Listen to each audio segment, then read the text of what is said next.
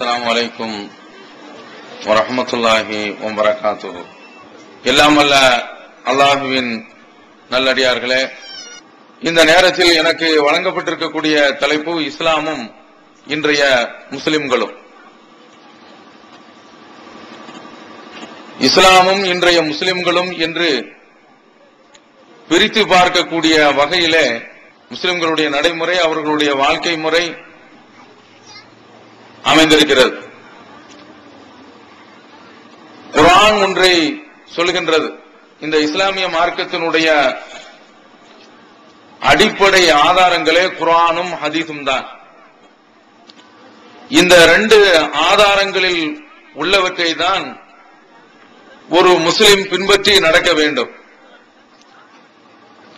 இந்த ரெண்டு ஆதாரங்களில் இல்லாதவற்றை எந்த ஒரு முஸ்லிமும் பின்பற்றி நடக்கக்கூடாது. அப்படி நடந்தால் அது இறைவனிடத்திலே ஏற்றுக்கொள்ளவும் படாது.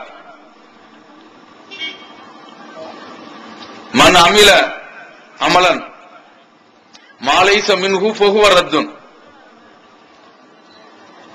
யாராவது நாம் கட்டளையிடாத காரியத்தை, வணக்கத்தை செய்கின்றார்களோ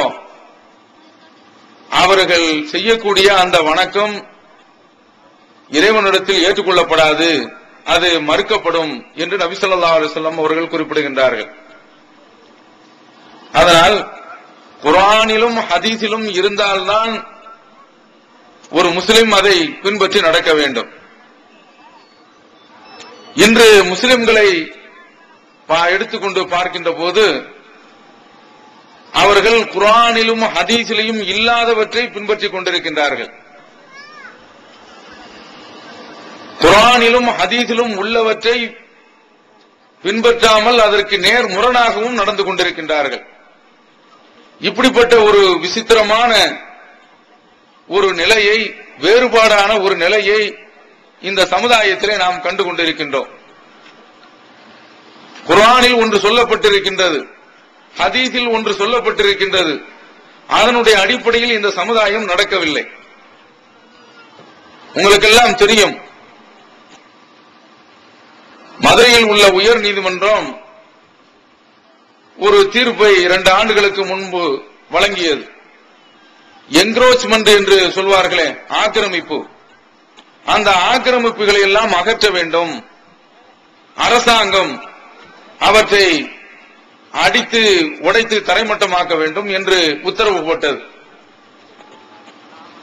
பொது சொத்து, அதே போன்று தனியார் சொத்து, இந்த சொத்துக்கள் எல்லாம் ஆக்கிரமிப்பு செய்யப்பட்டு எது தனியார் சொத்து எது பொது சொத்து என்று தெரியாத அளவிற்கு மக்கள் அந்த சொத்துக்களை எல்லாம் ஆக்கிரமிப்பு செய்து கொண்டிருக்கின்றார்கள். இதுல அரசாங்கத்தினுடைய சொத்து மிகப்பெரிய அளவுல ஆக்கிரமிப்புக்கு உள்ளா இருக்கிறது. அப்ப இதை தடுக்கக்கூடிய வகையில் தான் உயர் நீதிமன்றம் உத்தரவை போடுகின்றது. அந்த சந்தர்ப்பத்தில் யாரும் எதிர்ப்பு தெரிவிக்க முடியாது. நான் அரசாங்கத்தினுடைய சாலையில் ஒரு கடையை கட்டியிருந்தேன் என்றால் அது ஒரு 5 அடுக்கு மாடிகளாக கூட இருக்கலாம். அப்படி கட்டியிருக்கின்ற பொழுது அது அரசாங்கத்தினுடைய சொத்து, சாலை, பொது வழி, அதில் நான் கட்டியிருந்தேன் என்றால் அது அந்த கட்டிடங்கள் அப்படியே இடித்து தரைமட்டமாக்கப்பட வேண்டும். நான் என்ன காரணம் சொன்னாலும் அது எடுபடாது. அதை அரசாங்கம் ஏற்றுக்கொள்ளாது, நீதிமன்றமும் ஏற்றுக்கொள்ளாது. நீ ஏன் பொது இடத்துல இப்படிப்பட்ட ஒரு கட்டடத்தை கட்டலாம் என்று கேட்டு தரைமட்டமாக்கிவிடும். அரசாங்கம் நீதிமன்றத்தினுடைய உத்தரவினுடைய அடிப்படையில் இந்த காரியத்தை நிறைவேற்றியே தீரும். இது போன்றுதான் இன்றைக்கு அல்லாஹ் குர்ஆனில் சொல்லியிருக்கக்கூடிய அந்த விஷயங்களை எல்லாம் இவர்களாக ஏற்படுத்தி அந்த பிதஅத்துக்கள் ஆக்கிரமித்து குர்ஆனும் ஹதீஸும் என்ன சொல்லி இருக்கிறதோ அவை எல்லாம் மறைக்கப்பட்டு போய்விட்டன.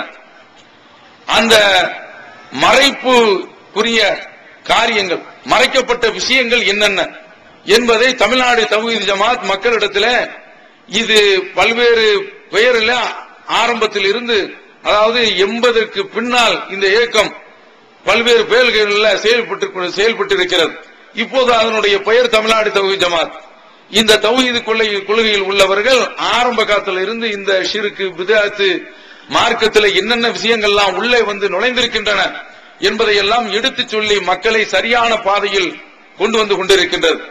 அப்படி கொண்டு வரக்கூடிய இந்த பணியிலே ஈடுபட்டுக் கொண்டிருக்கக்கூடிய இந்த வேளையில் தான் நாம் இது போன்ற எதிர்ப்புகளை சந்தித்துக் கொண்டிருக்கின்றோம். இந்த எதிர்ப்புகள் கண்டிப்பாக இருந்துதான் தீரும். இந்த எதிர்ப்புகள் இல்லை என்றால் நாம் சரியான கொள்கையில் இல்லை என்று அர்த்தம். நாம் சரியான கொள்கையில் இருப்பதன் காரணத்தினால் இந்த எதிர்ப்புகளை எல்லாம் சந்தித்துக் கொண்டிருக்கின்றோம். இன்றைக்கு இந்த கூட்டம் வெளியே நடப்பதற்கு பதிலாக உள்ளே நடப்பதற்குரிய காரணமே சில பண முதலைகள் தங்களுடைய பணத்தை வைத்து அதிகார வர்க்கத்திடத்திலே தங்களுடைய செல்வாக்கை பயன்படுத்தி இப்படி தடுத்திருக்கின்றார்கள். இன்ஷா அல்லாஹ் இந்த தௌஹீத் ஜமாத் இது போன்று எத்தனையோ எதிர்ப்புகளை சந்தித்து அப்படி சந்தித்து தான் இது இன்றைக்கு இமயம் போல வளர்ந்து கொண்டிருக்கின்றது. இனிமேல் என்றும் இது வளர்ந்து கொண்டே இருக்கும். நீங்கள் எதிர்ப்பு இல்லை என்றால் இன்றைக்கு உங்களிடத்தில் காணக்கூடிய இந்த உற்சாகத்தையும் உத்வேகத்தையும் நாம் பார்க்க முடியாது. இன்றைக்கு எப்படியாவது இந்த கூட்டத்தை நடத்தியே தீர வேண்டும் என்ற ஒரு எண்ணம், ஒரு உறுதியான ஒரு சிந்தனை உங்களுக்கு ஏற்பட்டதற்கு காரணமே இப்படி தடுக்க போய் தான். இப்படி தடுக்கத்தான் செய்வார்கள். சத்தியத்தை சொல்கின்ற பொழுது அன்றைய காலத்தில் இருந்து இன்றைய காலை வரைக்கும், அதாவது நபி ஸல்லல்லாஹு அலைஹி வஸல்லம் அவருடைய காலத்தில் இருந்து இன்றைய காலை வரைக்கும் சத்தியத்தை சொல்கின்ற பொழுது அதற்கு எதிர்ப்பு இருந்து கொண்டே தான் இருக்கும். இதில் மாற்று கருத்திற்கு இடமே கிடையாது. இப்போது நாம் சத்தியத்தை சொல்கின்றோம். முஸ்லிம்களிடத்திலே இஸ்லாம் இன்றைக்கு இல்லை. அதனாலதான் இன்றைக்கு இந்த தலைப்பு தரப்பட்டிருக்கின்றது. இஸ்லாமும் இன்றைய முஸ்லிம்களும். பாருங்கள், இஸ்லாத்துல என்னென்ன இருக்குது, இன்றைக்கு அந்த முஸ்லிம்கள் அதை அப்படி பின்பற்றி நடக்கின்றார்களா என்று நீங்கள் பாருங்கள். நபி ஸல்லல்லாஹு அலைஹி வஸல்லம் அவர்கள் குறிப்பிடுகின்றார்கள், லானல்லாஹுல் யஹூத வன் நஸாரா, அல்லாஹ் யூத நஸாராக்களை சபிப்பானாக. இத்தகது குபூர் அன்பியாயிஹும் மசாஜித், அவர்கள் தங்களுடைய நபிமார்களுடைய அடக்கத்தலங்களை வணக்கத்தலங்களாக ஆக்கி கொண்டார்கள் என்ற இந்த செய்தி புகாரியில பல இடங்கள்ல பதிவாக இருக்கின்றது, முஸ்லிமிலும் பதிவாக இருக்கின்றது. இப்போது நாம் கேட்கின்றோம், இது ஹதீஸ்ல இருக்குது, குர்ஆனில் அல்லாஹ் குறிப்பிட, அதாவது என்னைத்தான் வணங்க வேண்டும், வானேபுதுனியா ஹாதா சிராத்துல் முஸ்தகீம், என்னையே நீங்கள் வணங்குங்கள், அதுதான் நேரிய பாதை என்று குறிப்பிடுகின்றார். இதற்கெல்லாம் மாற்றமான அடிப்படையில் அமைந்திருக்கிறது தான் இந்த தர்காக்கள். இந்த தர்காக்களை எழுப்பி இருக்கீங்களே, இது குர்ஆன்ல இருக்கிறதா, ஹதீஸில் இருக்கிறதா? நபி ஸல்லல்லாஹு அலைஹி வஸல்லம் அவர்கள் சபிச்சிருக்கிறாங்களே. நாம என்ன கேட்கின்றோம் என்றால், இது எப்படி உள்ளே வந்தது, இந்த ஆக்கிரமிப்பு எப்படி நடந்தது? இந்த குலாம் தாதா பேர பாருங்களேன், தாதா ரவுடி என்பதுதான் இந்த மாதிரியான ரவுடிகளோடு சேர்த்து வரக்கூடியது. அவரை சென்னையில் உள்ள தாதா என்றெல்லாம் குலாம் வலி தாதா பேர். இப்படி இந்த ஒரு குலாம் வலி தாதா என்ற ஒரு பேரை வைத்துக் கொண்டு அவருக்கு சிலையும் வைத்து வழிபடக்கூடிய மிக மோசமான ஒரு சிறுக்கை இந்த சமுதாயத்தில் இந்த ஊர்ல பார்த்து கொண்டிருக்கின்றோம். இதெல்லாம் என்ன செய்யப்படணும் மார்க்க அடிப்படையில்? நபி ஸல்லல்லாஹு அலைஹி வஸல்லம் அவர்களுடைய மருமகனார் அலி ரலியல்லாஹு தஆலா அன்ஹு அவர்கள் குறிப்பிடுகின்றார்கள், அல்லாஹ்வுடைய தூதர் என்னை என்ன பணிக்கு நியமித்தார்களோ அந்த பணிக்கு உன்னை நியமிக்கின்றேன் என்று அபுல் ஹையாஜை அழைத்து குறிப்பிடுகின்றார்கள். நீ செய்ய வேண்டிய காரியம், தரைமட்டத்திற்கு மேல் இருக்கக்கூடிய கபர்களை எல்லாம், தரைமட்டத்திற்கு மேலாக வளர்க்கப்பட்டிருக்கக்கூடிய கபர்களை எல்லாம் உடைத்து எறிந்து விட வேண்டும். அதே போன்று நட்டப்பட்டிருக்கக்கூடிய அந்த சிலைகளை எல்லாம் உடைத்து விட வேண்டும். இப்படி ஒரு உத்தரவை நபி ஸல்லல்லாஹு அலைஹி வஸல்லம் அவர்கள் போட்டு மக்காவில அமல்படுத்தினார்களே. இன்றைக்கு பாருங்க, இந்த கபர்களை கட்டி வச்சிருக்கிறாங்க. ஒவ்வொரு பள்ளிவாசல்லையும் பக்கத்துல ஒரு அட்டாச்சு பாத்ரூம் மாதிரி இதையும் சேர்த்து கட்டி வைத்திருக்கின்றார்கள். இது எங்கு வந்தது? எங்கே இதற்கு எங்கிருந்து அவர்கள் ஆதாரத்தை கண்டுபிடித்தார்கள்? நாம கேட்கிறோம். இஸ்லாமிய மார்க்கம் இந்த தர்காக்கள் எல்லாம் உடைக்கப்பட வேண்டும் என்று சொல்கின்றது. யார் தர்காவுக்கு போகின்றார்களோ அவர்கள் எல்லாம் சாபத்திற்குரியவர்கள் என்று நபி ஸல்லல்லாஹு அலைஹி வஸல்லம் அவர்கள் குறிப்பிட்டிருக்க, இப்படி நடந்து கொண்டிருக்கின்றீர்களே, இது மார்க்கத்திற்கு எதிரான ஒரு காரியம் அல்லவா? அதை எதிர்த்து பிரச்சாரம் செய்யக்கூடிய எங்களை நீங்கள் காவல் நிலையத்தில் போய் இவங்கெல்லாம் தீவிரவாதிகள், இவங்கெல்லாம் பயங்கரவாதிகள் என்று சொல்கின்றீர்கள். இந்த அடிப்படையில் நாங்க தீவிரவாதிகள் தான். இதுல தீவிரவாதிகள் என்றால் நாங்கள் வாள் எடுக்கல, குண்டு வைக்கல, அந்த மாதிரியான காரியத்தை எதிர்த்து இன்றைக்கு தமிழ்நாடு தௌஹீத் ஜமாத் பிரச்சாரம் செய்து கொண்டிருக்கின்றது. குண்டு வைக்கிறது, அதே போன்று மக்களை மதத்தின் பெயரால் வெட்டி சாய்க்கிறது, இது போன்ற காரியத்தை தமிழ்நாடு தௌஹீத் ஜமாத்தில் உள்ள யாரும் செய்யவில்லை. இந்த தீவிரவாதத்தை எதிர்த்து, பயங்கரவாதத்தை எதிர்த்து தமிழ்நாடு தௌஹீத் ஜமாத் மிக கடுமையான முறையில் பிரச்சாரம் செய்து கொண்டிருக்கின்றது. இது காவல்துறையினுடைய உளவுத்துறைக்கு எல்லா பிரிவுகளுக்கும் தெரியும். எங்களை பார்த்து பயங்கரவாதி, தீவிரவாதி என்று சொன்னதனால நாங்க ஒன்றும் பயந்து விட மாட்டோம். நாங்க ஒன்றும் ஒதுங்கி ஓரத்தில் உட்கார்ந்து விட மாட்டோம். ஏகத்துவம் ஓரிரை கொள்கையை விளக்கும் ஒப்பற்ற மாத இதழ் PJ, M.A. சுலைமான், ஷம்சுல்லுஹா, சைஃபுல்லா ஹாஜா, இன்னும் பல சிறந்த அறிஞர்களின் கருத்து கருவூலங்கள், இன்னும் பல சிறந்த அம்சங்களுடன் வெளிவரும் ஏகத்துவம் இதழை படித்து உங்கள் மார்க்க அறிவை வளர்த்துக் கொள்ளுங்கள். ஆண்டு சந்தா உள்நாடு ரூபாய் 100, வெளிநாடு ரூபாய் 650, தனி இதழ் ரூபாய் 9. உங்கள் டிராப்ட்களை ஏகத்துவம், இலக்கம் 30, அரண்மனைக்காரன் தெரு, மண்ணடி, சென்னை 1 என்ற முகவரிக்கு அனுப்பி வையுங்கள். மூன் பப்ளிகேஷனின் புதிய வெளியீடுகள். அரைக்க அரைக்க சந்தனம் மணக்கும், தீட்ட தீட்ட வைரம் மின்னும். நாங்கள் நீ எங்களை எந்த அளவிற்கு நீ எங்களை நீ தாக்குகின்றாயோ அந்த அளவிற்கு எவ்வுகின்ற எதிரி வரக்கூடிய எதிர்பந்தாக நாங்க நிற்போமே தவிர ஒன்றும் ஒடுங்கிவிட மாட்டோம். இதை தெளிவாக நீங்கள் கவனத்தில் வைத்துக் கொள்ளுங்கள். மார்க்கம் இது சொல்லுது, இது மாதிரியான காரியத்தை செய்யக்கூடாது, கபர்கள் உடைக்கப்பட வேண்டும் என்று சொல்கின்றது, தர்காக்கள் கட்டப்படக்கூடாது என்று மார்க்கம் சொல்லியிருக்கிறது. இது காலம் நீங்கள் இதுவரைக்கும் நீங்கள் எடுத்து பாருங்கள், எவ்வளவு தர்காக்கள். நாகூர் அதற்கு பெரிய மனாராக்களை கட்டி வச்சு அங்க தர்கா, ஏர்வாடியில தர்கா, அதை போன்று திருநெல்வேலி மாவட்டத்தில் பொட்டல்புதூர்ல தர்கா, இப்படி பல தர்காக்களை தமிழகத்தில் கட்டி வச்சிருக்கீங்களே, இதற்கு குர்ஆன் ஹதீஸில் எங்கே ஆதாரம் இருக்கிறது? அப்ப இன்றைய முஸ்லிம்கள் இஸ்லாம் தர்காவை உடைக்க வேண்டும் என்று சொல்கின்றது. முஸ்லிம்கள் தர்காவினுடைய வழிபாட்டில் ஈடுபட்டுக் கொண்டிருக்கின்றார்கள். இன்னும் கொஞ்ச காலம் இறைவனுடைய அருளால் இந்த தௌஹீதினுடைய பிரச்சாரம் சூடுபிடித்து இப்பொழுது சென்று கொண்டிருக்கின்றது. இதே வேகத்தில் சென்றால் ஒவ்வொரு ஜமாத்தில் உள்ள முஸ்லிமும் ஒவ்வொரு ஊரில் உள்ள தௌஹீது சகோதரர்கள் அவர்களுடைய சந்ததிகள் பெருகுமையானால் தங்களுடைய கைகளாலேயே இந்த தர்காக்களை உடைக்கக்கூடிய காலம் வெகு தூரத்தில் இல்லை. அந்த சந்தர்ப்பத்தில் இந்த குலாம் தாதாவும் சுருண்டு உருண்டு கீழே விழுவார். அப்படிப்பட்ட ஒரு காட்சி நடக்க போகின்றது. அதாவது இந்த நாட்டில் நாம வெளியில போய் எந்த ஒரு கபரையும் உடைப்பதற்கு அனுமதி கிடையாது. ஆனால் நாம திருந்தி சமுதாயத்தில் உள்ளவர்களே ஒன்று சேர்ந்து ஒரு தர்காவை உடைக்கின்ற பொழுது அதற்கு அரசாங்கம் குறுக்கே நிற்க போறது கிடையாது. அப்படிப்பட்ட காலம் வரப்போவது. தமிழகம் எங்கும் இந்த ஏகத்துவ பிரச்சாரம் சூடுபிடித்துக் கொண்டிருக்கின்றது.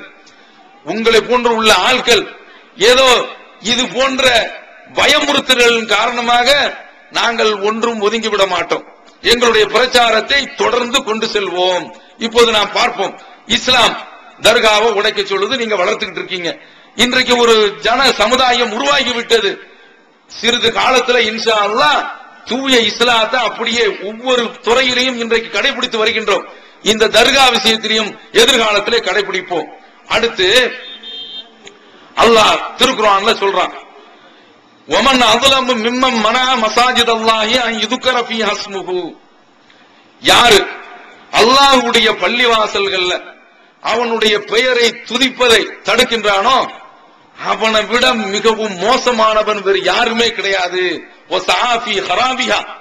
அதை பால்படுத்துறதுல எவன் இறங்கி இருக்கின்றானோ இவனை விட மிகப்பெரிய துரோகி வேறு யாருமே இருக்க முடியாது. யார் சொல்றா? அல்லாஹ் குர்ஆனில் சொல்கின்றான். இது குர்ஆன்ல இருக்குது. இன்றைக்கு நீங்க என்ன செய்றீங்க? பள்ளிவாசல்ல தொலை வரக்கூடிய முஸ்லிமை தடுக்கிறீங்களே, இது எந்த அடிப்படையில நியாயம்? மார்க்கம் இப்படி தொலை வரக்கூடிய ஆட்களை தடுக்க கூடாது என்று சொல்கின்றது. நீங்க தடுக்கிறீங்க. இப்படி தடுத்தது யார்? அபூஜஹில் தடுத்தான்.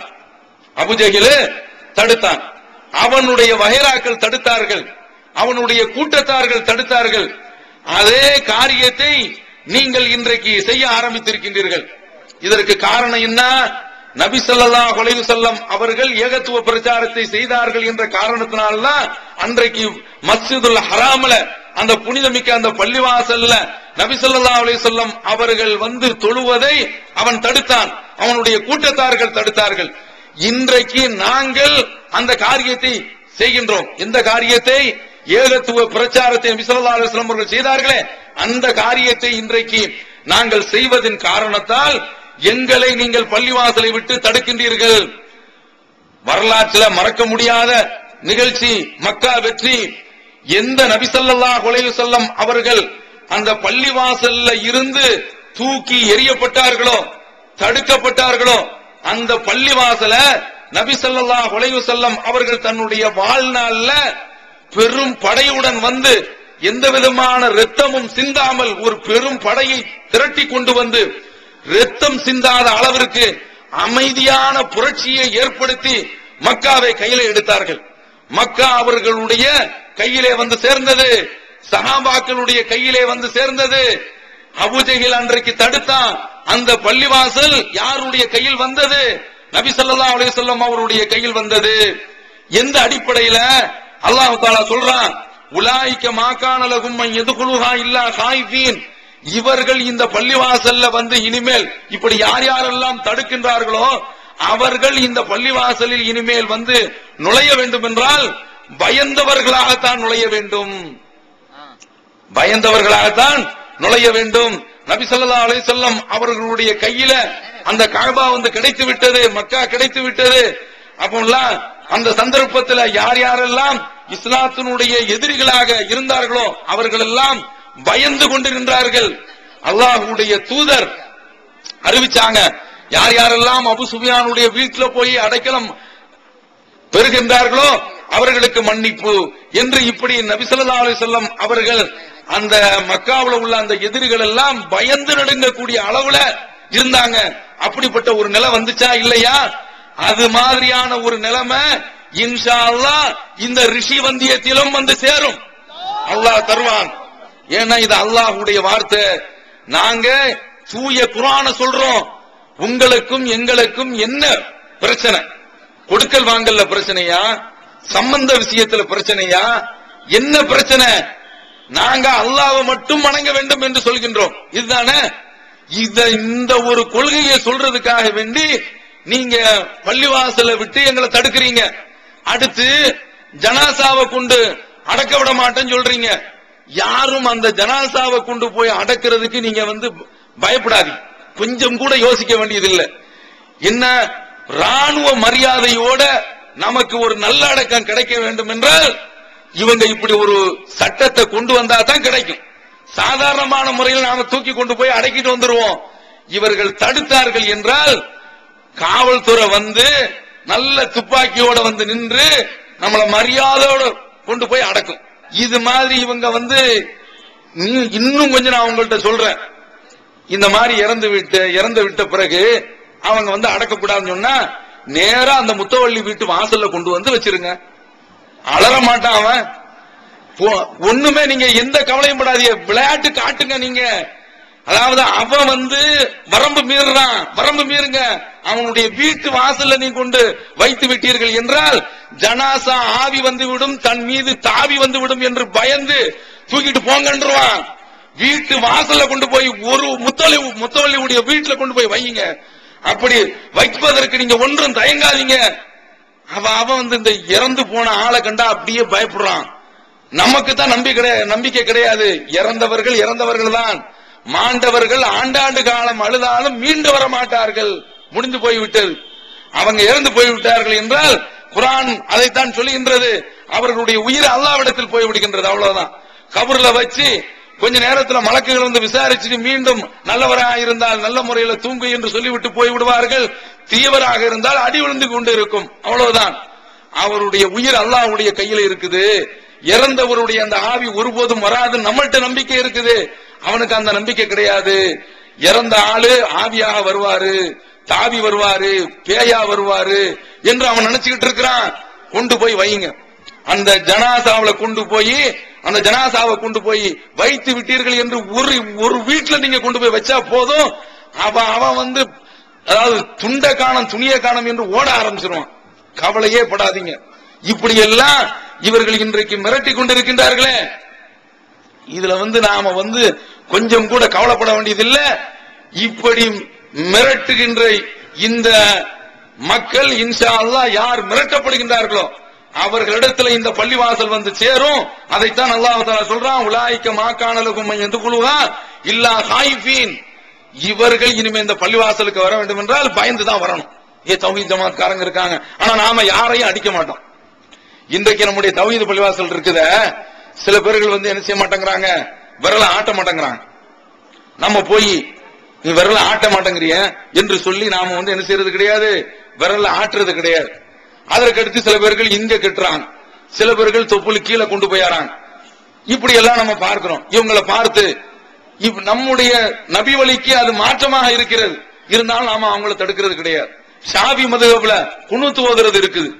அவன் குனூத் ஓதக்கூடிய அந்த காரியத்தை சுபுஹ் தொழுகையில செய்கின்றார்கள். நாம நீ குனூத் ஓதுகின்றாயே என்று நாம தடுக்கிறது கிடையாது. ஏன் அல்லாஹ் தடுக்க கூடாதுன்னு சொல்லிட்டான். நம்ம கையில ராஜ்யம் வந்து விட்டது என்றால், இது போன்ற பள்ளிவாசலுடைய அந்த நிர்வாகம் வந்து விட்டது என்றால் நாம இப்படி தடுக்க மாட்டோம். ஆனா சொல்லி திருத்துவோம். இவர்களை மாதிரி நெஞ்சில அப்படி கை வைத்து இப்படி தொழும் பொழுதே பக்கத்துல இருந்து பாத்துக்கிட்டு இருக்கிறாங்க. கை பாத்து கையை கட்டிட்டான், இப்படியே வந்து தொழுதுட்டு இருந்த உடனே இவனுக்கு வந்து அல்லாஹ் முன்னிலையில் இருக்கிறாங்கிற பயம் எல்லாம் கிடையாது. இவன் நெஞ்சு மேல கையை கட்டி இருக்கான். தொழுது முடிச்ச உடனே இவனை வந்து என்ன செய்யணும், நாம ஒரு கை பார்க்கணும் அப்படின்னு சொல்லி அதற்கடுத்து விரல அசைக்கிறானா. அதுல இப்போது நம்முடைய பிள்ளைகள் எல்லாம், நாம பெற்ற அந்த செல்வங்கள் எல்லாம் விரல அசைக்கிறான் பாருங்க. அப்படியே அவன் கண்ணை நோண்டி எடுக்கிற மாதிரி இருக்கு. அப்படியே மாட்டான், முத்தவள்ளியா இருக்கிற அவன் கண்ணை நோண்டி எடுக்கிற, அப்படி கிடந்து அப்படியே பதறான். இந்த மாதிரி இப்படி தொழுதுகிட்டு இருக்கும் பொழுதே முடிச்சிட்டு அடிக்கிறான். இது எவ்வளவு காலம் நினைக்கிறீங்க? கொஞ்ச காலம்தான். அல்லாஹ் எப்படி ஃபத்ஹ் மக்காவுல நபி ஸல்லல்லாஹு அலைஹி வஸல்லம் அவர்களிடத்துல அந்த காபாவை கொடுத்தானோ அதை போன்று யார் யாரெல்லாம் இந்த ஏகத்துவத்தில் நிற்கின்றார்களோ அவர்களுக்கு அந்தந்த ஊர்ல உள்ள அந்த பள்ளி வாசல்களை கையில கொடுப்பான். அதனால இவர்களுடைய இந்த மிரட்டல், இவர்களுடைய இந்த பயமுறுத்தல், அச்சுறுத்தல், இதற்கு யாரும் பயப்பட வேண்டியது இல்லை. நாம இதை பற்றி கவலையும் படமாட்டோம். இங்கு நாம பார்க்க வேண்டிய விஷயம் என்னவென்றால், இப்படி தடுக்கிறிய குர்ஆன் பள்ளிவாசல்ல வந்து தொழக்கூடிய ஆளை தடுக்க கூடாதுன்னு சொல்லுது. இது இஸ்லாம். ஆனா நீ என்ன செய்யற, தடுக்கக்கூடிய ஆட்கள் இன்றைய முஸ்லிம்கள். இவருடைய நிலைமை எப்படி இருந்து கொண்டு இருக்கின்றது என்று நீங்கள் பாருங்கள். அடுத்து அல்லாஹ் குர்ஆன்ல மிக தெளிவாக இஸ்லாமிய மார்க்கம் ஒரு பகுத்தறிவு உள்ள மார்க்கம், பகுத்தறிவு ரீதியாக ஆய்வு செய்யக்கூடிய மார்க்கம்.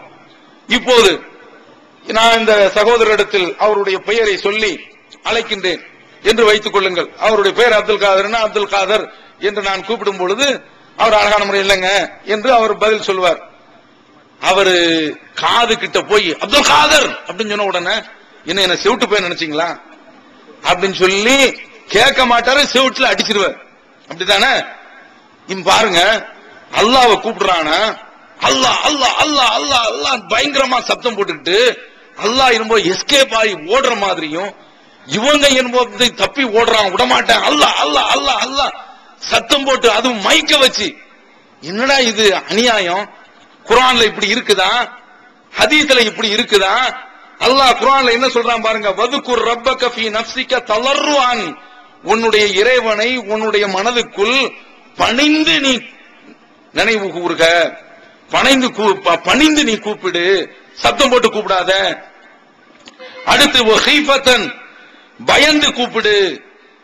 அடுத்து வதூனல் ஜஹரி மினல் கவுல், சொல்லுல சத்தம் இல்லாம கூப்பிடு. இப்படி பயங்கரமா சத்தம் போட்டு நீ இறைவனை அழைக்காத. இதற்கு விளக்கமாக ஹதீஸும் அமைந்திருக்கின்றது. நபி தோழர்கள் அவர்கள் சொல்கின்றார்கள், நாங்கள் நபி ஸல்லல்லாஹு அலைஹி வஸல்லம் அவர்களுடன் செல்லும் பொழுது மேடு பள்ளம் எல்லாம் வருகின்ற பொழுது நாங்கள் அல்லாஹ்வை லா இலாஹ இல்லல்லாஹ் என்று தஸ்பீஹ் செய்ய ஆரம்பிச்சோம், அல்லாஹ் அக்பர் என்று சப்தம் போட ஆரம்பித்தோம். இந்த சந்தர்ப்பத்தில் எங்களுடைய குரல்கள் எல்லாம் உயர்ந்தன, அப்படி உயர்ந்த அந்த நேரத்துல நபி ஸல்லல்லாஹு அலைஹி வஸல்லம் அவர்கள் சொன்னார்கள், யா அய்யுஹன்னாஸ், மக்களே, இர்பவு அலா அன்ஃபுசிக்கும், நீங்கள் உங்களுடைய இறைவனை மெதுவான குரலில் நீங்கள் அழையுங்கள் என்று சொல்லிவிட்டு ரசூலுல்லாஹ் காரணத்தையும் சொல்றாங்க. இன்னக்கும் லா ததுவுனல் அஸம்ம வலா காயிபா, நீங்கள் செவிடனை அழைக்கவில்லை, காணாமல் போனவனையும் நீங்கள் கூப்பிடவில்லை. நீங்கள் யாரை அழைக்கின்றீர்கள் என்றால் அவன் உங்களுடனே இருக்கின்றான். இன்னஹு மஅக்கும், அவன் உங்களுடன் இருக்கின்றான்.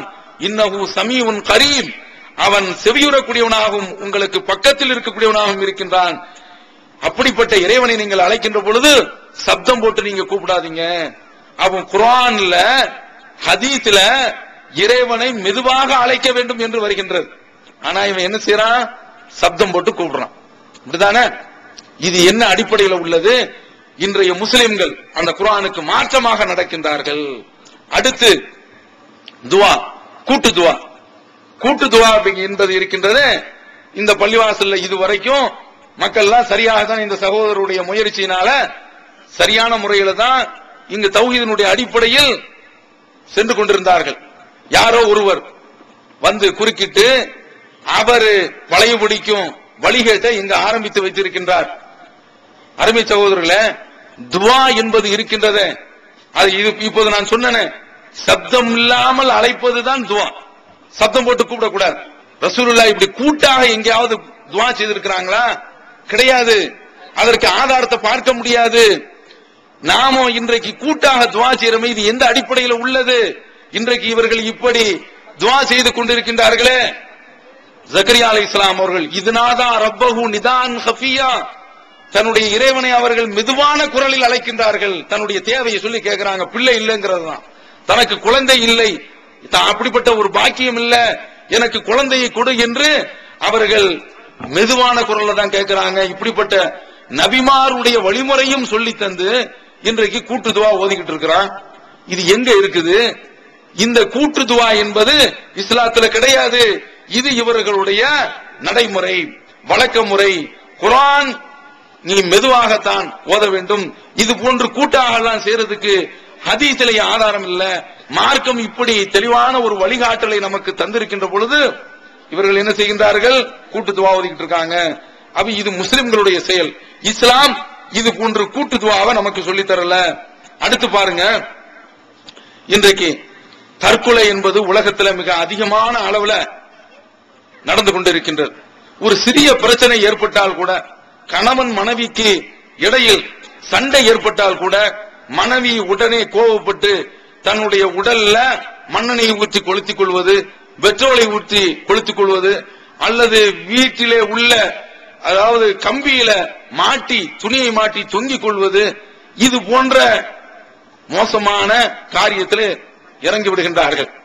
ஆண்களும் இறங்குகின்றார்கள், பெண்களும் இறங்குகின்றார்கள். இஸ்லாமிய மார்க்கம் இந்த தற்கொலையை தடை செய்யுது. நபி ஸல்லல்லாஹு அலைஹி வஸல்லம் அவர்கள் யார் இப்படி தற்கொலை செய்யறாங்களோ அவங்க நிரந்தர நரகவாதி என்று சொல்லிவிட்டார்கள். ஒரு போர்ல ஒருவர் நபி ஸல்லல்லாஹு அலைஹி வஸல்லம் அவர்களோடு சேர்ந்து போரிட்டுக் கொண்டிருக்கின்றார். நபி தோழர்கள் எல்லாம் பார்க்கறாங்க. ரொம்ப வீர சாகசத்துடன் அவர் போரிடுகின்றார். பாருங்க எப்படி இவர் போராடுகின்றார், எப்படி இவர் இந்த போர்க்களத்தில் பம்பரமாக சுழல்கிறார் பாருங்கள் என்று பேசிக் கொண்டிருக்கக்கூடிய அந்த நேரத்தில் நபி ஸல்லல்லாஹு அலைஹி வஸல்லம் அவர்கள் சொல்றாங்க அவர் நரகவாதி என்று முன்னறிவிப்பு செய்து விடுகின்றார்கள். கொஞ்ச நேரத்தில் மக்கள் எல்லாம் கொஞ்சம் சங்கடப்பட ஆரம்பிச்சாங்க. என்ன மாதிரி இவர் போர் செய்யறாரு, இவரை போய் ரசூலுல்லாஹி ஸல்லல்லாஹு அலைஹி வஸல்லம் அவர்கள் நரகவாதி என்று சொல்கின்றார்களே என்று நபித்தோழருக்கு மத்தியில ஒரு சங்கடம் ஏற்பட்ட உடனே ஒருவர் நான் இவரை பின்தொடர்ந்து இவருடைய செயல்களை நான் இப்பொழுதே கண்காணிக்கிறேன் என்று சொல்லி கண்காணிக்க ஆரம்பிக்கிறார். கொஞ்ச நேரத்தில் அவ்வளவு சாகசமாக போரிட்டவர் அவருடைய உடல்ல ஒரு காயம் ஏற்பட்டதன் காரணத்தினால அந்த காயத்தை தாங்கிக் கொள்ள முடியாத அவர் தன்னுடைய கையில இருந்த அந்த வாளை தரையில நட்டு வச்சு தன்னுடைய உடலை அப்படியே தூக்கி போட்டு தற்கொலை செய்து கொள்கின்றார். அந்த செய்தியை நபி ஸல்லல்லாஹு அலைஹி வஸல்லம் அவரிடத்துல சொல்றார், அல்லாஹ்வுடைய தூதரே, நீங்கள் அல்லாஹ்வுடைய தூதர் என்று நான் சாட்சி சொல்கிறேன், நான் சான்று பகர்கின்றேன், நீங்கள் சொன்னது உண்மையாகிவிட்டது என்று நபி ஸல்லல்லாஹு அலைஹி வஸல்லம் அவரிடத்தில் வந்து அவர்கள் குறிப்பிடுகின்றார்கள். இந்த நேரத்தில் அல்லாஹ்வுடைய தூதர் சொல்றாங்க, இன்னஹு லா யதுகுலுல் ஜன்னத இல்லா நஃப்ஸுன் முஸ்லிமா, சுவனத்திற்குள் ஒரு ஆத்மா நுழைய வேண்டும் என்றால் அது முஸ்லிமான ஆத்மாவாக இருந்தால் தான் நுழைய முடியும்.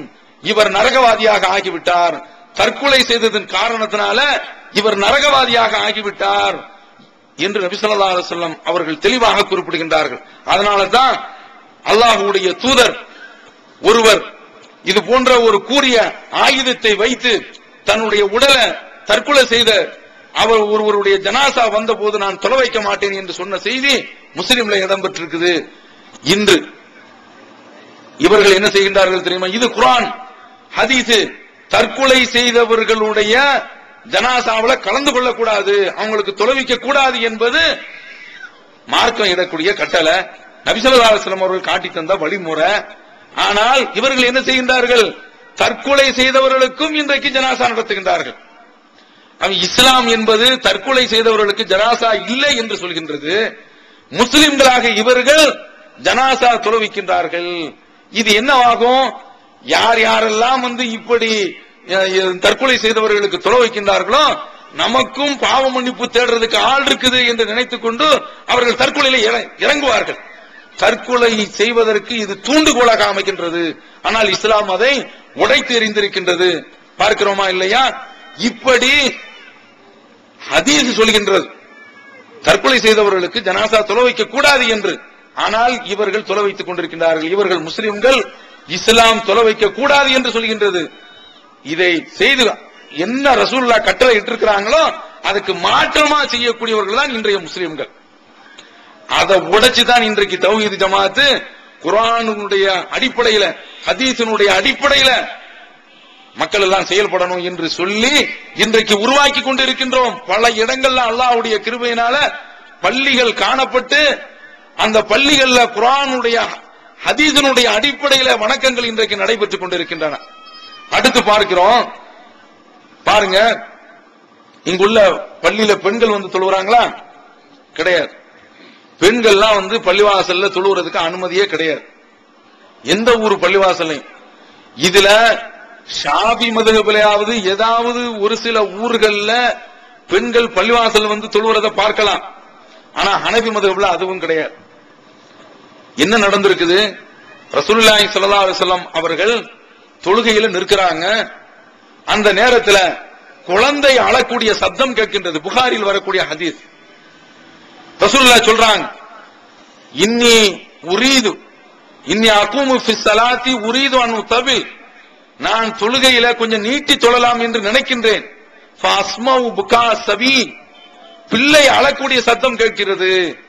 பெண்கள் என்ன செய்திருக்காங்கன்னா குழந்தைகளை தூக்கி கொண்டு பள்ளிவாசலுக்கு வந்திருக்கிறாங்க. அந்த பிள்ளைகள் அழக்கூடிய அந்த சத்தத்தை கேட்டு ஃபஅதஜவ்வஸு ஃபிஸ் ஸலாத், நான் தொழுகையை சுருக்கிக் கொள்கின்றேன். யார் சொல்றா?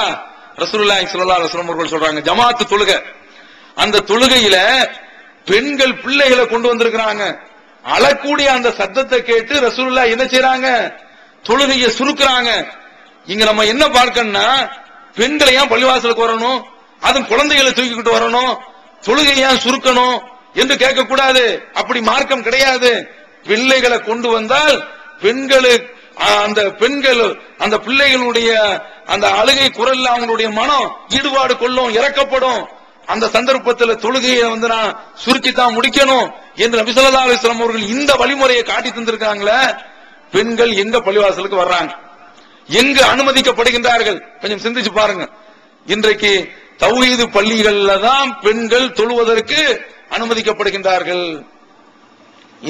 இவங்க எந்த பள்ளிவாசல் நீங்க எடுத்து பாருங்க, இந்த சாலை ஓர பள்ளிவாசலுங்க.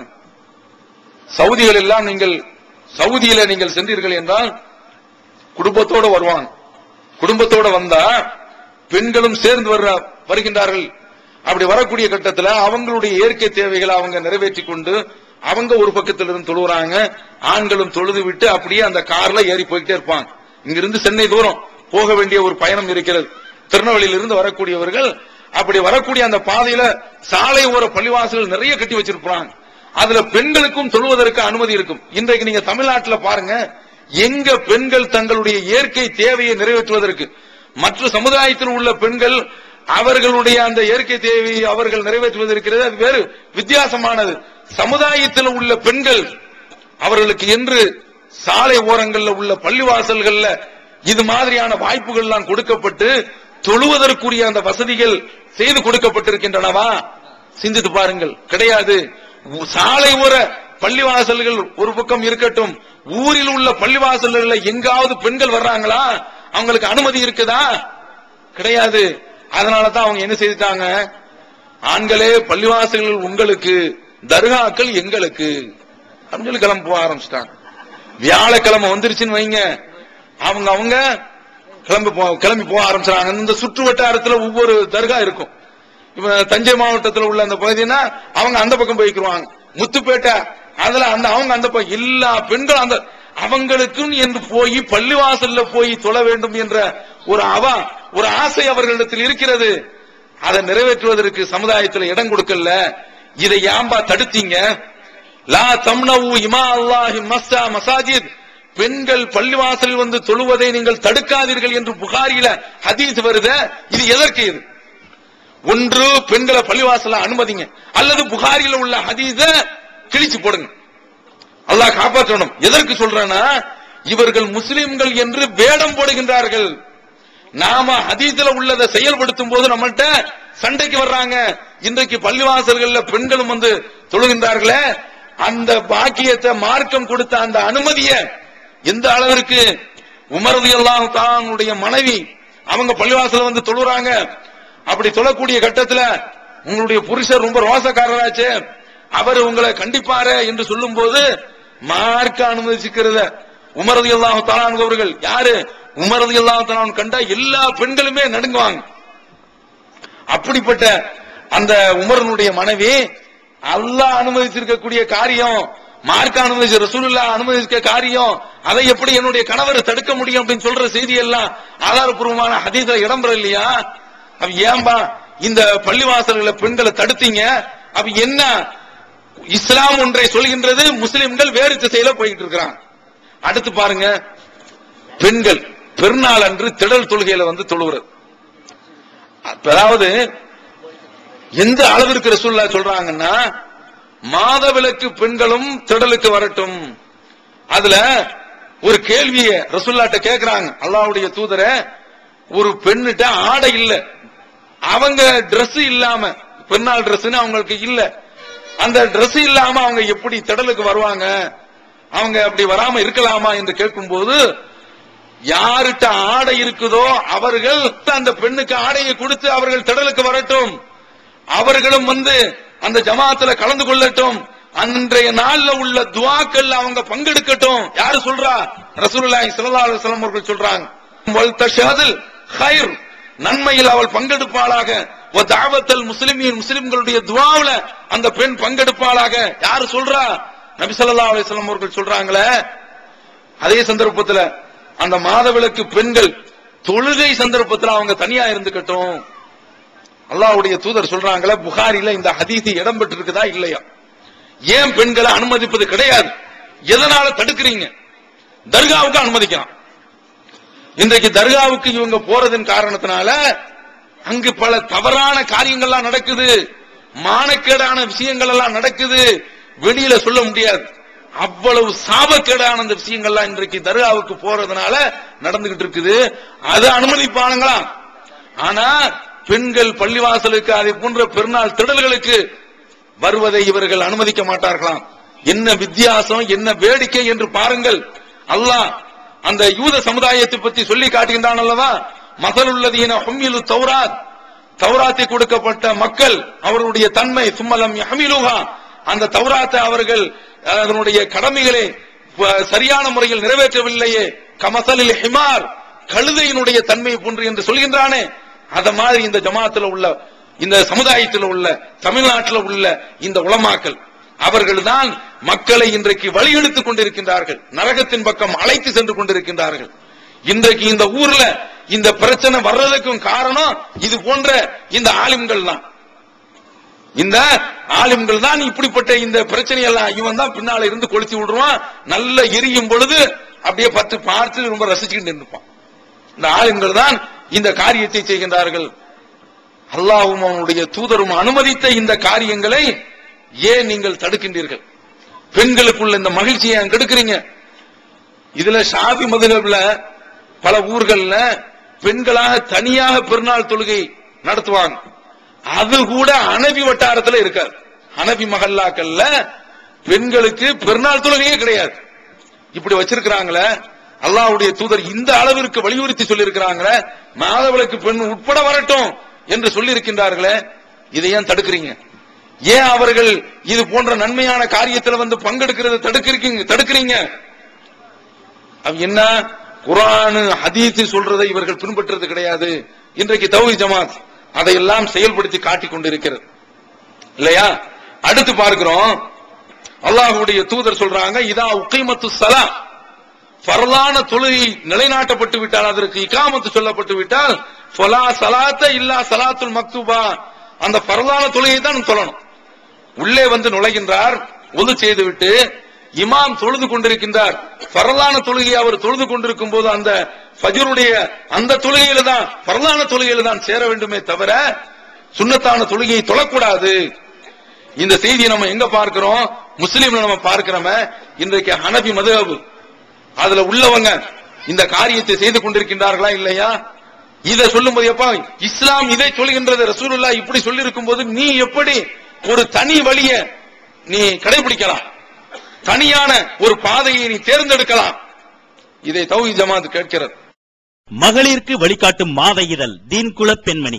தமிழ்நாடு தௌஹீத் ஜமாத்தின் மேற்பார்வையில் முஸ்லிம் பெண்களுக்கான இல்லற கடமைகள், மருத்துவ பகுதி, சிறுவர் பகுதி, திருமண தகவல் பகுதி, ஹதீஸ் திறனாய்வு போட்டி மற்றும் பல சுவையான அம்சங்களுடன் வெளிவரும் முஸ்லிம் பெண்களுக்கான முழுமையான மாத இதழ் தீன்குல பெண்மணி. ஆண்டு சந்தா உள்நாடு ரூபாய் 100, வெளிநாடு ரூபாய் 650, தனி இதழ் ரூபாய் 9. உங்கள் MODDகளை எடுத்து அனுப்ப வேண்டிய முகவரி தீன்குல பெண்மணி, நம்பர் 30, அரண்மனைக்காரன் தெரு, மண்ணடி, சென்னை 1. உணர்வு முஸ்லிம் சமுதாயத்தின் நம்பர் 1 தமிழ் வார இதழ். உருங்கிக்கிருந்த முஸ்லிம்களின் உணர்வுகளை தட்டி எழுப்புவதில் 13 ஆண்டு கால வரலாற்று சாதனை படைத்த ஒரே இதழ் உணர்வு. செய்திகளில் நடுநிலைமை, விமர்சனங்களில் நேர்மை, சமுதாய செய்திகளுக்கு முன்னுரிமை, இஸ்லாத்தின் எதிரிகளை அடையாளம் காட்டுதல், அரசியல், ஆன்மீகம் பற்றிய கேள்விகளுக்கு ஆணித்தரமான பதில்கள், ஆய்வு கட்டுரைகள், பல சுவையான அம்சங்களுடன் வெளிவரும் உணர்வின் வாசக சமுத்திரத்தில் நீங்களும் சங்கமமாகுங்கள். ஆண்டு சந்தா உள்நாடு ரூபாய் 400, வெளிநாடு ரூபாய் 2300, தனி இதழ் ரூபாய் 8. உங்கள் டிராஃப்ட்களை Muslim media trust number 7, Vadamaraikar street, 2nd floor, Mannadi, Chennai 1 என்ற முகவரிக்கு அனுப்பி வையுங்கள். Email unarvu@readofmail.com. இன்றைக்கு தௌஹீத் ஜமாத் அந்த அதனுடைய பள்ளிவாசல்கள்ல, அதனுடைய கட்டுப்பாட்டில் இருக்கக்கூடிய அந்த பள்ளிவாசல்கள்ல இகாமத்து சொல்லப்பட்டு விட்டால் மக்கள் அப்படியே வந்து அந்த தொழுகையில வந்து சேர்ந்துக்கிறாங்க. ஹதீஸ்ல என்ன இருக்குதோ அதே போன்று. அதே சந்தர்ப்பத்தில் முன் சுன்னத்து விட்டு விட்டார்கள் என்றால் சலாம் கொடுத்த பிறகு அந்த தொழுகையை நிறைவேற்றிக் கொள்கின்றார்கள். இதுதான நபி வழி. இதற்கு மாற்றமாக இன்றைக்கு செய்து கொண்டிருக்கின்றீர்களே தௌஹீத் ஜமாத், இதை சுட்டி காட்டுகின்ற பொழுது தௌஹீத் ஜமாத்தின் மீது உங்களுக்கு கோபம் வருது, தௌஹீத் ஜமாத்தின் மீது உங்களுக்கு ஆத்திரம் வருகின்றது. அடுத்து பார்க்கிறோம், நபி ஸல்லல்லாஹு அலைஹி வஸல்லம் அவர்கள் இந்த லைலத்துல் கத்ர் இருக்குது இல்ல, அவர்களுக்கு அறிவிக்கப்படுது. அப்படி அறிவிக்கப்பட்ட உடனே வெளியில வர்றாங்க, 2 பேர் சண்டை போடுறாங்க.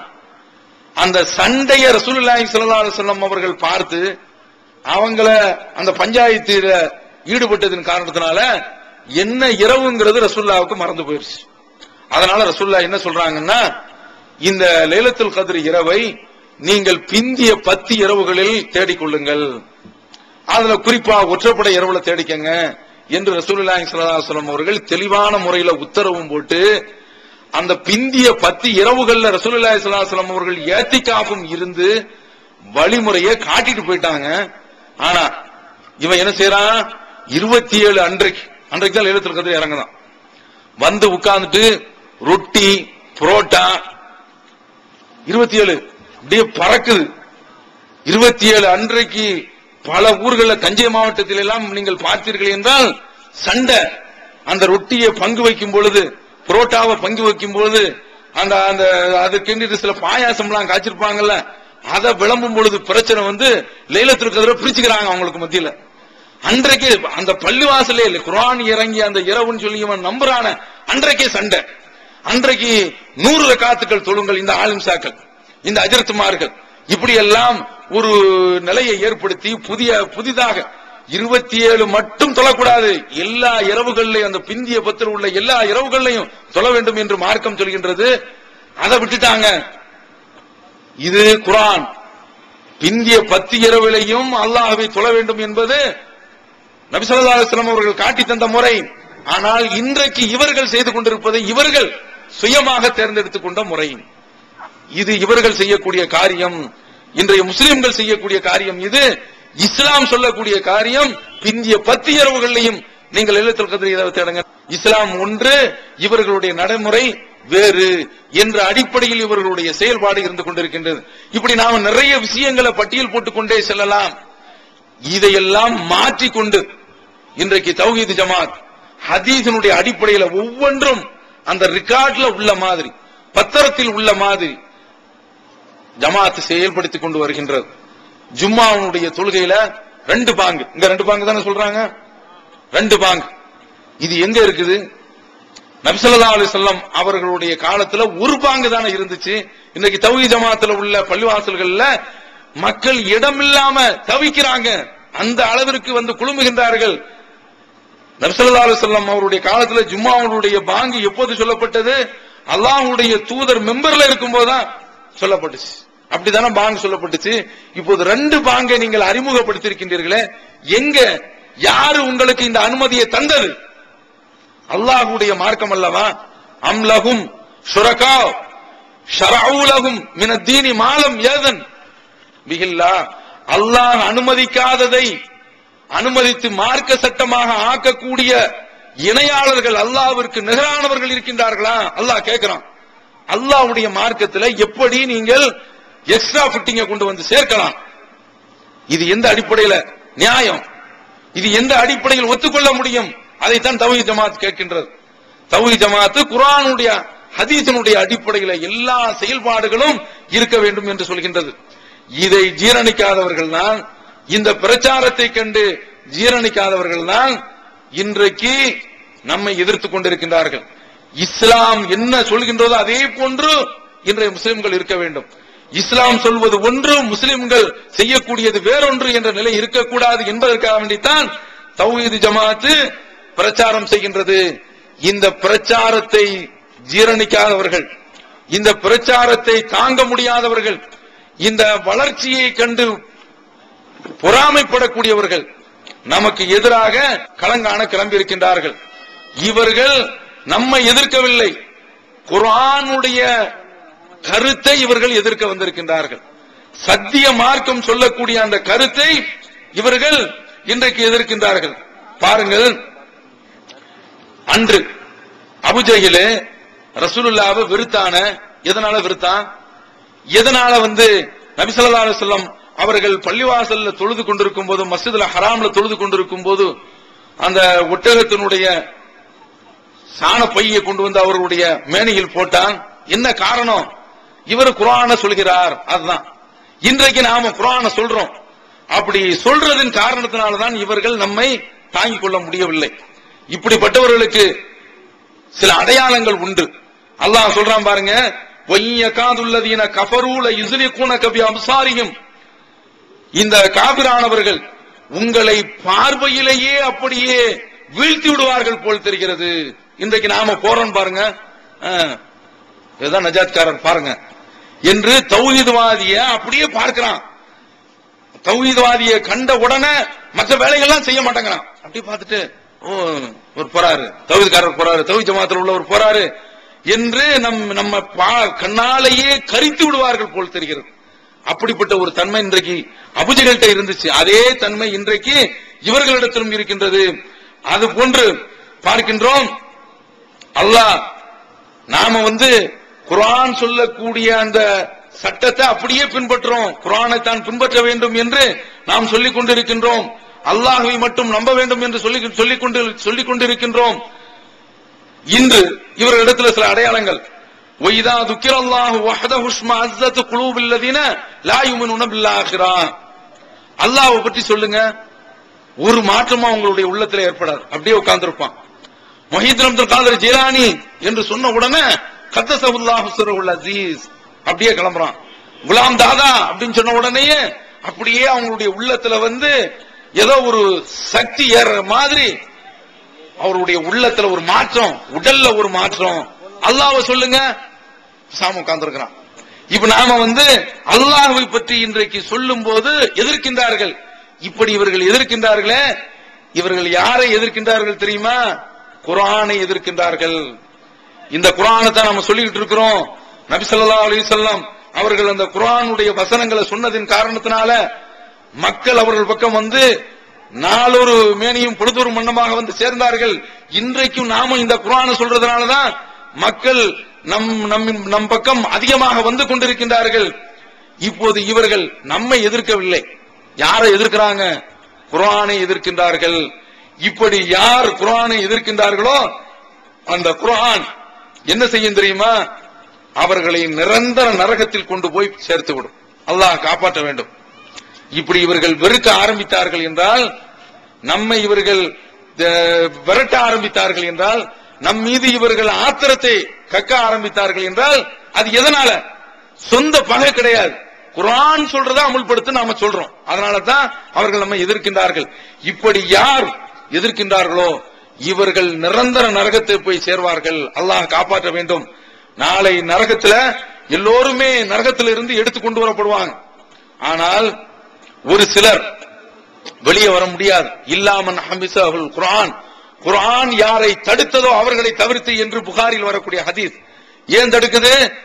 குர்ஆனுடைய கட்டளை அல்லாஹ்வை மட்டும் வணங்க வேண்டும், அவனுடைய தூதரை மட்டும் பின்பற்ற வேண்டும். இந்த கட்டளைய நபி ஸல்லல்லாஹு அலைஹி வஸல்லம் அவர்கள் சொன்னார்கள். அதனால வெறுத்தாங்க. அதனால அவர்கள் நரகத்திற்கு போக நேர்ந்தது. அல்லாஹ் அவர்களை நரகத்திற்கு போட்டான். நிரந்தர நரகம் என்று அவர்களுக்கு விதித்து விட்டான். இதற்கு அடிப்படை காரணமே அவர்கள் குர்ஆனை வெறுத்ததுதான். இன்றைக்கு நாம இந்த குர்ஆனை சொல்கின்றோம். இவர்கள் இந்த குர்ஆனை வெறுத்தார்கள் என்றால் அவர்கள் போய் சேரக்கூடிய இடம் நிரந்தர நரகம். அல்லாஹ் காப்பாற்ற வேண்டும் என்பதற்காக வேண்டித்தான் அவர்களை நாம் எச்சரிக்கை செய்கின்றோம். அந்த சகோதரர்களிடத்தில் அன்புடன் சொல்லுகின்றோம். நாங்கள் சொல்கின்றோமே, சொல்லக்கூடிய ஒவ்வொன்றுக்கும் நாங்கள் என்ன செய்கிறோம்? ஆதாரத்தை தருகின்றோம். இதுக்கு என்ன ஆதாரம்? இது விரல் அசைக்கிறியா? இந்த ஆதாரம். நெஞ்சு மேல கை கட்டுறியா? இந்த ஆதாரம் இருக்குது. அதே போல நீ ஜும்மாவுக்கு ஒரு பாங்கு சொல்றியா? இந்த புகாரில ஆதாரம் இருக்குது. நீ 8-3-11 சொல்கின்றாயா? என்ன ஆதாரம்? இந்த புகாரில ஆதாரம் இருக்குது. இப்படி தூக்கி போடுறோமே, அத மாதிரி நீங்க கூட்டு துவா ஓதுறீங்களே, ஆதாரத்தை காட்டுங்க. அதற்கடுத்து நீங்கள் ஹத்தம் ஃபாத்தியா என்று ஓதுகின்றீர்களே, ஒவ்வொரு வீட்டிலையும் போய் மௌலிது என்று ஓதுகின்றீர்களே, இதற்கு ஆதாரம் நாங்க கேட்கிறோம், எடுத்து காட்டு. எங்கள்கிட்ட நீங்கள் சொல்லும் போது நாங்கள் ஆதாரத்தை காட்டுறோம். இத மாதிரி நீங்க காட்டுங்க. இப்படி நீங்கள் காட்டாத வரைக்கும் வழிகேட்டில் தான் இருக்கின்றீர்கள். உங்களிடத்தில் நாங்கள் தெரிவிப்பதெல்லாம், உங்களிடத்துல நாங்க இந்த அழைப்பு பிரச்சாரத்தை மேற்கொள்வதெல்லாம் ஒரே ஒரு காரணம் தான், நீங்களும் நாங்களும் சொர்க்கத்திற்கு செல்ல வேண்டும். இதுதான் எங்களுடைய லட்சியம், இதுதான் எங்களுடைய இதுதான் எங்களுடைய விருப்பம். அப்படி நரகத்தில் போய் வீழ்ந்து விடக் கூடாது என்பதற்காக வேண்டித்தான் எங்களுடைய இந்த பிரச்சாரம் என்று கேட்டுக்கொண்டு வாய்ப்பளித்தமைக்கு நன்றி கூறி அமைக்கின்றேன். வாஹிரு தாவானா அல்ஹம்துலில்லாஹி ரப்பில் ஆலமீன். அஸ்ஸலாமு அலைக்கும் வரஹ்மத்துல்லாஹி வபரகாத்துஹு. அல்லாஹ்